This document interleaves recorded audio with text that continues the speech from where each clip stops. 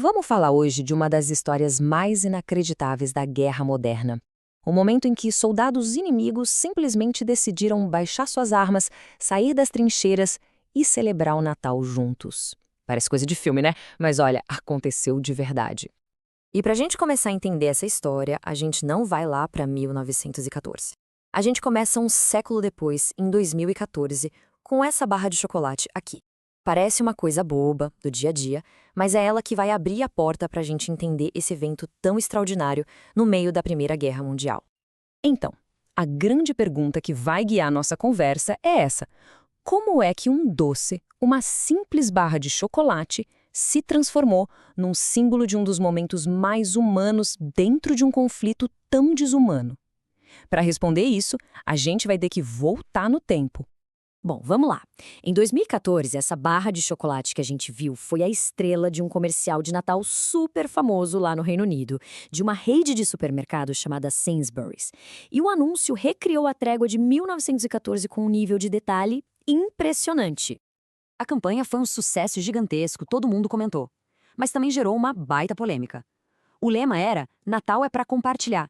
E eles usaram uma memória coletiva muito forte para criar uma conexão emocional com a marca. E é aí que a gente precisa separar o comercial da história real. Agora sim, vamos deixar 2014 de lado e viajar de verdade para a frente ocidental em dezembro de 1914. O cenário, gente, era de puro horror. Trincheiras cheias de lama, um frio congelante e uma guerra de desgaste que parecia que nunca mais ia acabar. Sabe, a expectativa no início da guerra era que tudo ia ser rápido, que antes do Natal todo mundo volta para casa. Mas essa ilusão se desfez em poucos meses. A realidade era brutal. E é nesse cenário de total desespero e cansaço que o impensável começou a acontecer, bem na véspera de Natal. Os soldados alemães tinham recebido umas pequenas árvores de Natal do seu imperador para levantar o moral.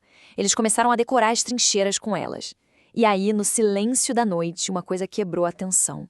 Eles começaram a cantar. Esse depoimento aqui de um soldado captura o quão surreal foi esse momento. A música simplesmente quebrou a barreira do ódio, nem que fosse por um instante. Os alemães cantavam Stille Nacht, Noite Feliz, e os britânicos respondiam com as músicas deles, até que, de repente, estavam cantando juntos. Pensa na coragem que foi preciso para isso. Sair da proteção, mesmo que pouca, da trincheira para ir para o meio da terra de ninguém, um lugar que era sinônimo de morte, cheio de arame farpado. Mas eles foram.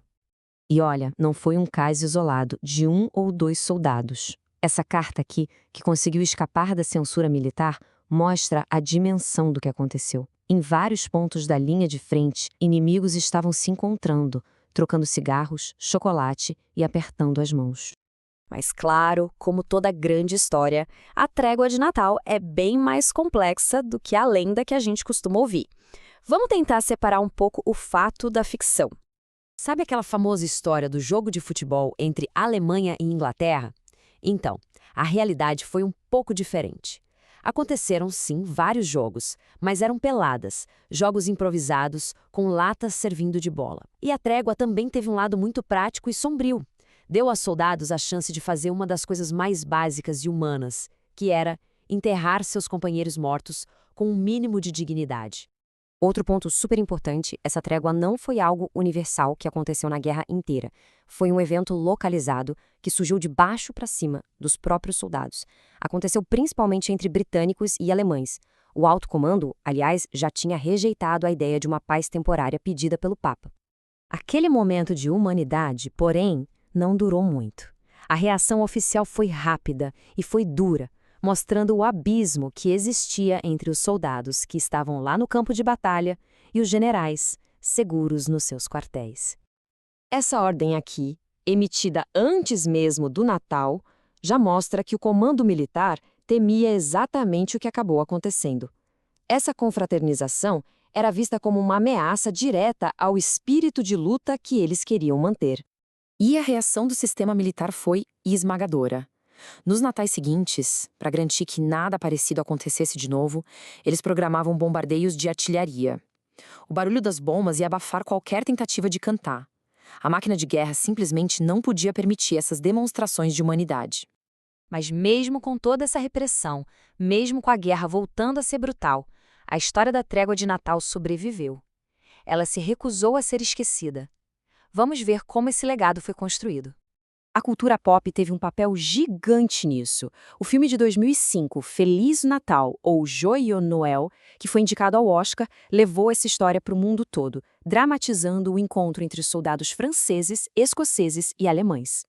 E a partir daí virou um símbolo poderoso. De músicas como Pipes of Peace, do Paul McCartney, a incontáveis livros e memoriais, a trégua se tornou um conto anti-guerra. Uma lembrança de que a humanidade que a gente compartilha pode superar até os conflitos mais terríveis. Isso tudo nos traz de volta ao começo da nossa conversa, ao anúncio de 2014 e aquela barra de chocolate. Como é que a memória desse evento está sendo usada hoje em dia? E aqui o contraste é chocante. De um lado, uma forma de lembrança pública, solene, como esse mar de papoulas de cerâmica na Torre de Londres, onde cada flor representava uma vida perdida na guerra. Do outro lado, a apropriação comercial dessa mesma memória, transformada num produto, numa barra de chocolate.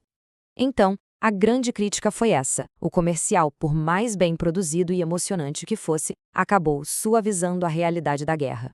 Ele focou no momento bonito de união para vender um produto, mas deixou de fora todo o contexto trágico e a repressão violenta que veio depois. E no fim, a gente fica com essa pergunta, né? Afinal, a quem pertence a história da trégua de Natal? Aos diários dos soldados? Aos livros dos historiadores? Aos filmes de Hollywood? Ou aos comerciais de TV? É uma história emocionante sobre nossa humanidade, sem dúvida. Mas também é um baita exemplo de como a memória pode ser moldada, empacotada e, no fim das contas, vendida. É algo para a gente pensar. Obrigado por acompanhar essa reflexão.